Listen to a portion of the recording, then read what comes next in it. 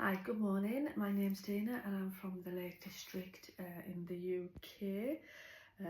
For all these English people, you know where it's at. If you don't know where it's at, look at the British map.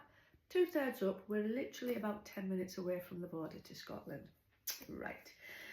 Firstly, I am so proud. This is my only one yet. The other one is still in the making. But this is my sock. Now, I have been making this. I've never done a sock before with a heel, a gusset and a toe. This is made out of silk mix and it's hand dyed, hand spun. Beautiful, absolutely beautiful wool. It's so soft. I mean, my husband, who is not a knitter at all, he even said, "Ooh, you could make me a pair of them, couldn't you?" Which is the first time he's ever asked me to make anything knitted for him or requested it. I don't know what these are going to be because they're my first ones. They do have a couple of slight little faults, mistake on there. They finish off on the Kitchener toe, but I am quite proud of them. I am very proud of them. I'm going to block them, finish the second one, block them, and yeah, I'm going to wear them with pride. Now, like I say, these are silk mix, hand dyed, 4-ply, proper sock wool. I got from a little local shop where I live. It's a sewing machine shop. They've just started to sell wool. I'll find the name out for it because they have got a wall full of handmade wools, hand spun wools and hand dyed wools. So I take this one off and we'll run through its construction. So it's a 2x2 rib on the top. You go down the heel here where the turn is. That was, I don't know what you actually call it, but it was one row was just plain pearl and the knit row was knit one, slip one, knit one, slip one, knit one, slip one, and that gave you, it kind of looks like a bit of a fisherman's rib type effect. By the way, please excuse my nails. I have just had my false nails removed. Every so often I'll get them taken off just to give my real names room to breathe, and anybody who, you can't really see that, can you? Anybody who's had false nails knows the mess that it leaves your nails in. Nothing to do with the nail technician whatsoever. It's just what happens to your nails. It's the price you pay for pretty nails.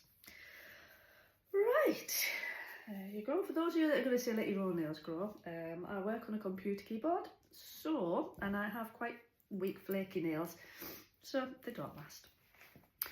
So I digress. This is my second sock. You knit it top down. So we've done the rib, we've done the ankle, I have done the heel, the turn, and I'm now on to, I don't know what you call the wee bit, the side of the foot, just there, where you do that bit and make that shaping. I'm on with that bit now. Now I find it easier to use a circular needle because I'm not very ambidextrous.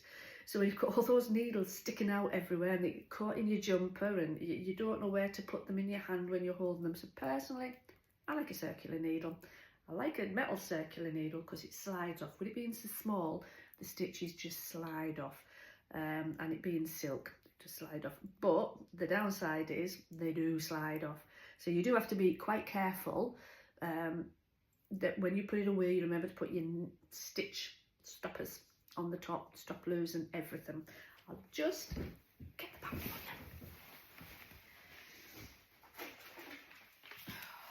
you. Ta-da, I wasn't in the girl guide and I'm prepared. So this is the pattern I used for the socks. It's called the Essential Sock by Paint Box Yarns. With a beautiful picture of them on there. Yeah. Comes in 2 sizes. You can do 64 stitches or 72 stitches. Now I'm a ladies size 5 and I wear a lot of flat shoes and boots, so I do have quite a wide end of my foot, so right about here, and I find unblocked, these fit me perfectly. They stay up, they're not too big, the heel's in the right place, the toe's in the right place. Can I just say, before I go any further, the thing that I am the most proud of is my Kitchener, because you cast off with a Kitchener cast off and you means you sew it. Looked and sounded really difficult, so I found a video on YouTube. Absolutely fantastic. No, not when you actually see it done, it isn't. It's like with your darning needle, you knit and slide off the first stitch, and you purl and leave on the second stitch of your first row of stitches. Your second row of stitches, you purl, slip it off, knit the first one, bring the yarn round the front, go back to this one, knit the first one, slide it off, purl the second one. Now you don't wrap your wool around like you're actually knitting the stitch, you just put your needle in like you were doing one of them stitches. Bring your wool around the front of the work to the back, do the same to the back row stitches, and you just go all along. And I don't know if you can see that beautiful right across there is where I did it. Oh, that's all I can say.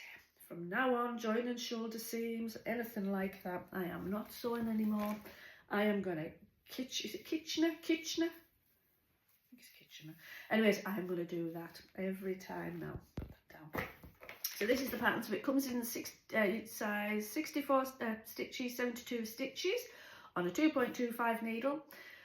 A 64, like I say, I would say that would easily do up to about a 6 in a lady's shoe, and then 72s upwards. They say do it over 4 to 5 needles. Like I say, I can't get away with all those needles. You just do your 2x2 rib, and then you knit down, you do your heel flap, your heel turn, you shape your gusset. That's what it's called. Every day's a school day. So that bit there is shaping your gusset. I thought this was the gusset, but it's obviously that little bit there. Shape your gusset, and then you shape your toe. You graft it together using Kitchener stitch. Yeah, so there you go. That one is really easy, really good.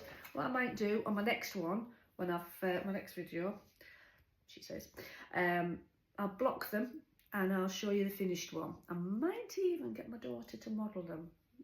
That's a bit iffy. She's yeah, she's not one for that. But yeah, I'll see if she will. It's going to be a bit hard trying to show my foot and the camera and everything else like that. Yep, so that is the sock that I have been doing.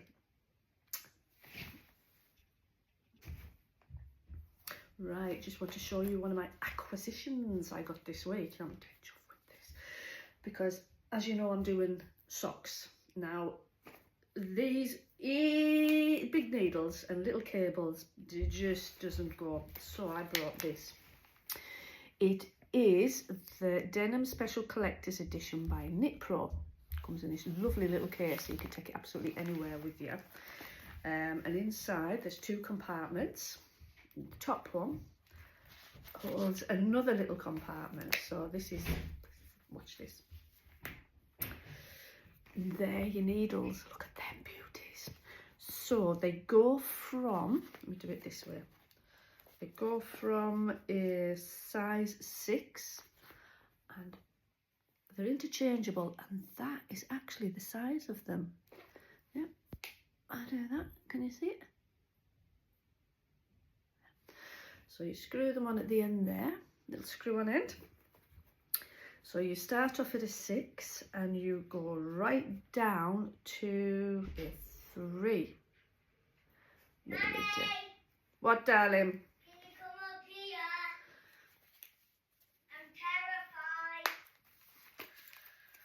Come in. So terrified of Pennywise. Don't know what that last bit was. This is what happens when you have grandchildren. Hello, I'm back.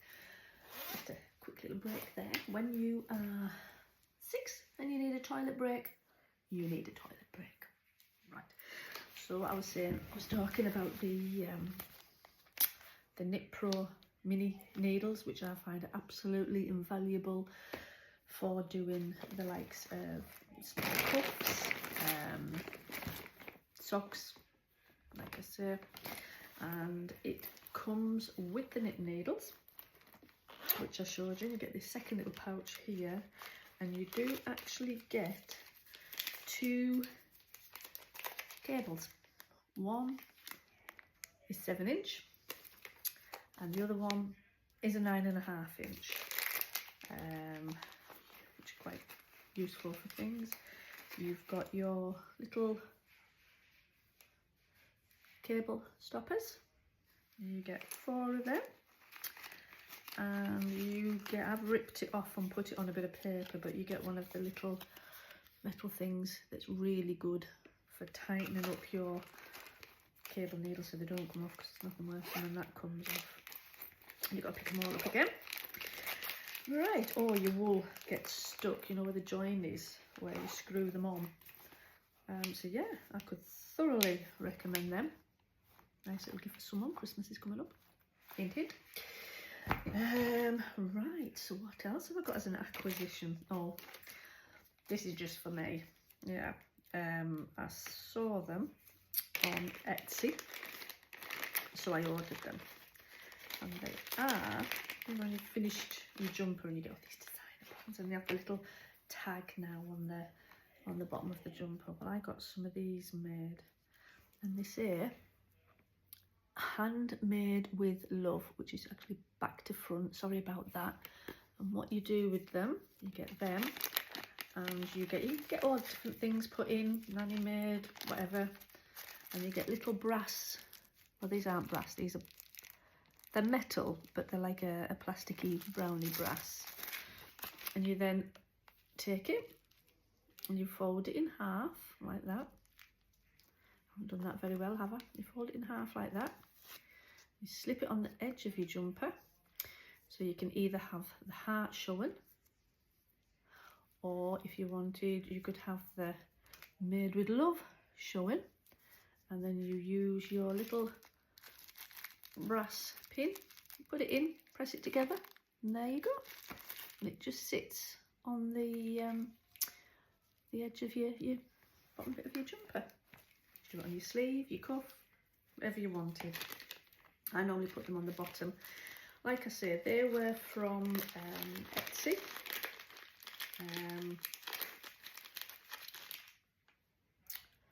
Made in China. They're not leather. They're not leather, but they look like leather. They are made to look like leather. Like I say, you can get a different diagram, a little picture, you can get different writing, you can put your own in if you know, you have your own little favourite saying that you say people know you buy. You can put that on, it's just on the bottom there. So that was quite good, I like them. Yep. Yes. Oh, there's these. Bless me. Bless me. What else have I got? Right, now this was the cardigan that I was making. It's the Diane cardigan. I think it was the last one that I did. I did like a short on it, doing the a short reel on doing the double knit band, because I hadn't done one of them before. Found it really easy to follow. The only problem I had was binding off when you do the double knit band. When you come to, when you come to bind them together, down the edge there. Now I can do the Kitchener bind off. That would look absolutely brilliant. So I might go back and do it. So that's the pattern. It's called the Diane Cardigan by Cookie and the Cutter. I didn't do mine in the recommended yarn. I did mine with Drops Brushed Alpaca Silk Unicolor. It has 140 metres and it's a 25-gram ball, 77% alpaca and 23% silk. That's back to front, so it's literally no good for you. But it's Drops Brushed Alpaca, and it comes in one of them little like donut balls. It's not like a proper ball, it's a squishy. I think most mohair comes like that anyways. And this is the finished cardigan that I'm very proud of. And these are the double knitted bands that I am also very proud of. Look at that. Yeah, the pattern was easy to follow. It was multi-sized. It goes from a 2 extra small right up to a 5XL, so it is very size inclusive, which is basically 36.25 inch bust right up to a 60.75 inch bust. And I thought this would look lovely. Now it's getting a bit chilly. Nice little vest top underneath, something like that. But that's it. You have no cuffs to speak of. You actually knit, fold it over, and then you knit the stitch with the stitch off the sleeve. So it's like a turnover cuff, but you knit it, you don't sew it. The neckband is done with double knitting, you know, a double knitted border. See how I finished mine off? I couldn't do the pattern that this said. My fault, not theirs.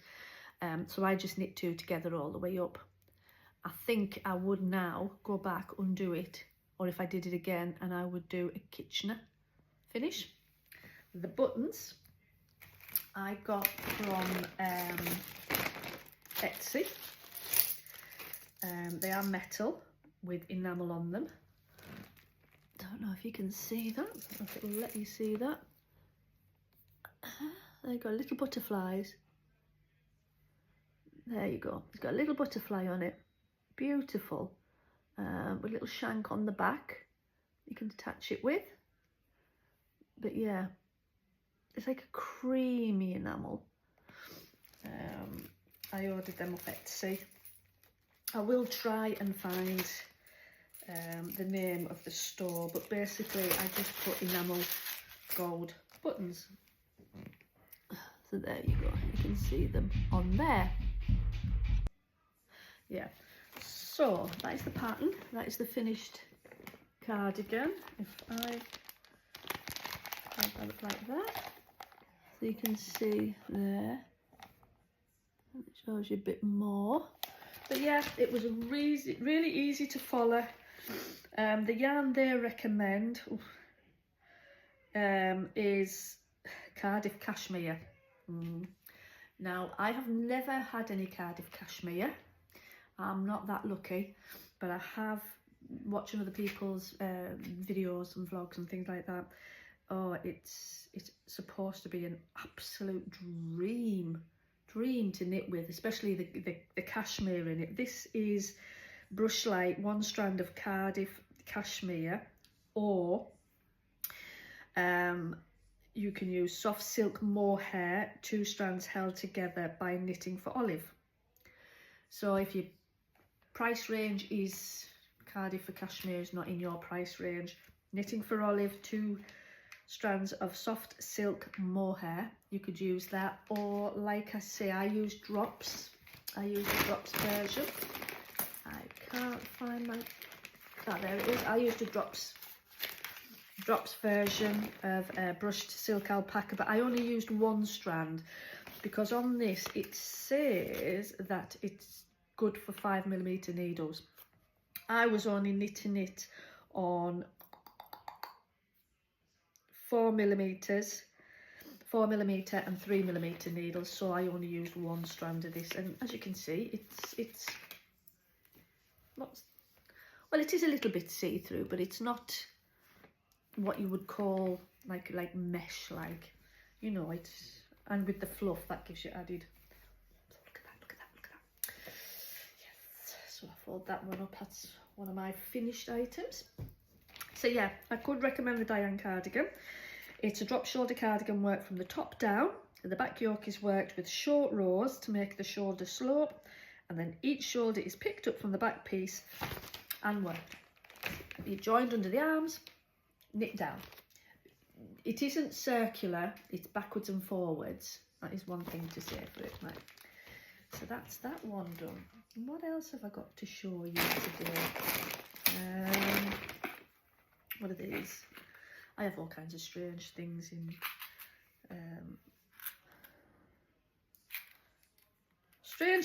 strange boxes, as my husband says. That one isn't opening. Oh yes it is. What's that one? Little silver. These are from Simply Solid Stitch Markers, rebeccasclassroom.co.uk. Do that, and they're just little silver hoops.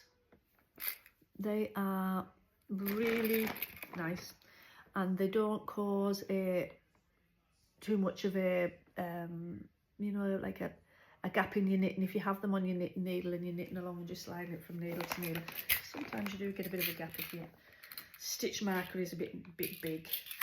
I have them. I have lots of weird and wonderful ones. Oh, these, I love these. These are my stitch markers from Etsy.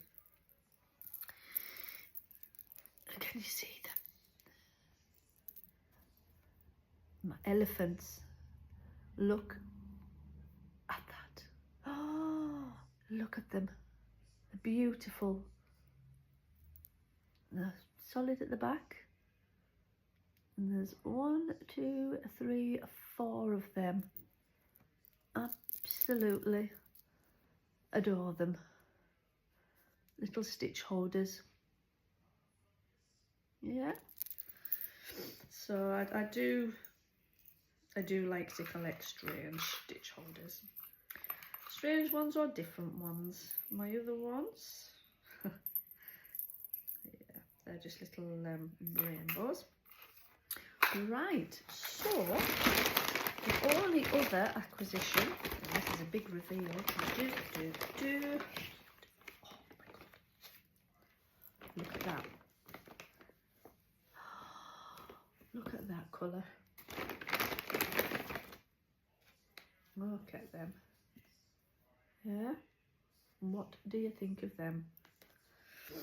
Now this is She Sells Seashells by Arcane Fiberworks. It's a fingering sock weight, 80% merino nylon superwash, and 80-20, so it's, I think it's 80% merino and 20% nylon superwash.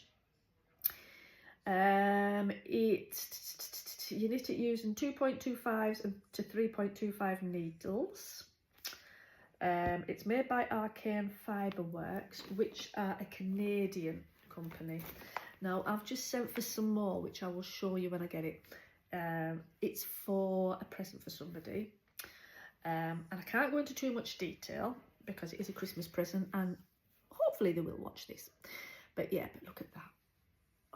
That is beautiful, and I've got enough of it to make a jumper if I add a bit of a strand of mohair, or I'm actually liking alpaca because I find I'm all right with mohair. I'm not itchy with mohair on my body, but I do find that occasionally just around my neck and just this little bit here, I don't know why, but just that bottom bit of my neck. But yeah, so I got that. And I thought a cream bit of Angora. That's what I'm looking for, because mohair does make me itch. So yeah, absolutely beautiful. Now look at this. The snail. Oh, it's gorgeous.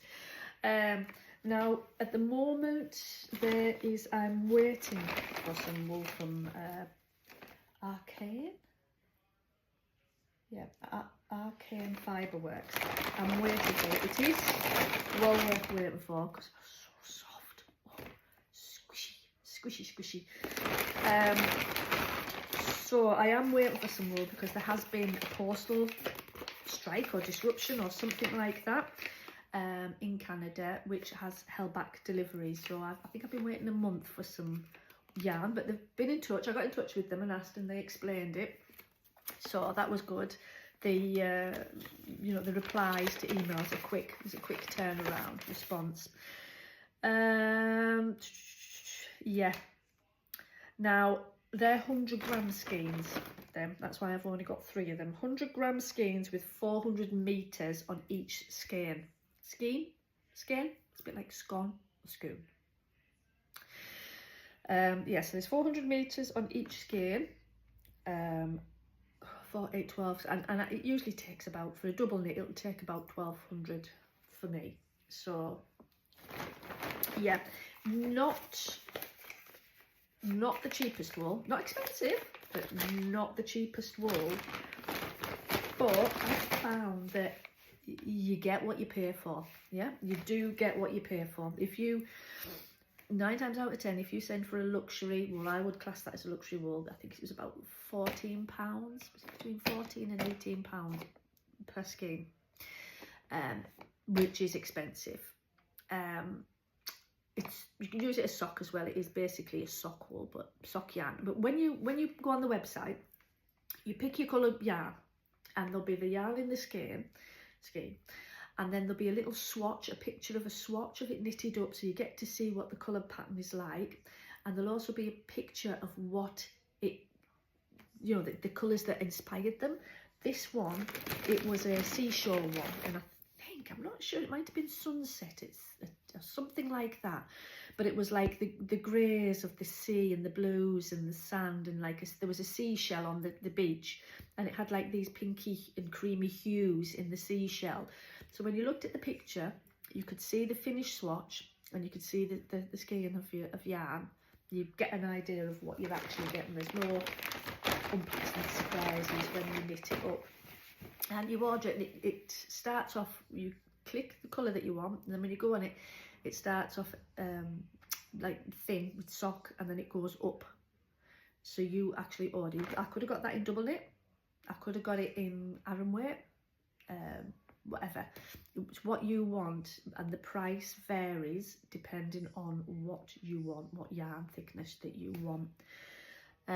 Yeah, but that so far is what I've got. When I was knitting the Diane cardigan, we went away for a break in the Lake District, which isn't very far. It's 10 minutes to the Scottish border from where we live, and it is about 40 minutes, 3/4 of an hour to the lakes. And it's one of them things, it's right on our doorstep, and when something seems to be right on your doorstep, you never seem to visit it. It's kind of, oh, we'll go down here and we'll go away there for the day, and you don't actually appreciate what's on your doorstep. I know I'm getting to that age where I am appreciating what's on my doorstep. So when we went away in the caravan, I took my knitting and I did this. So I did take some videos of me knitting in the lakes, if anybody's interested. So there'll be a little bit of that. But that's me wrapping it up for today, short and sweet. I think the next one that I do will probably be my finished socks. The one thing I did forget to say when I was talking about this yarn, it comes in a skein and you roll it up. Unfortunately, this is starting to slide off the top. The dye is coming off on my hands. Not badly, but enough to be noticed. So I think when I block it, I'm going to have to wash it and block it. Nobody wants dark feet, do they? So yeah, but yeah, the next one will be when I've finished these. And my next project that I will be going on, I don't think it will be this. I've got a funny feeling it's getting to that time of year where it might just be like gifts that I'm doing. And I do have a top that I'm also finishing that I would like to show. And any more acquisitions I've got.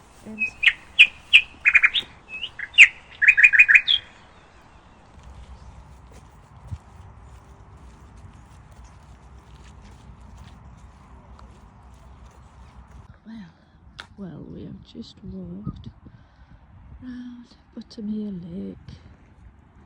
This is Buttermere Lake, all the way down there. We've got some herdwicks behind us in the field. But yeah, these are the majestic views.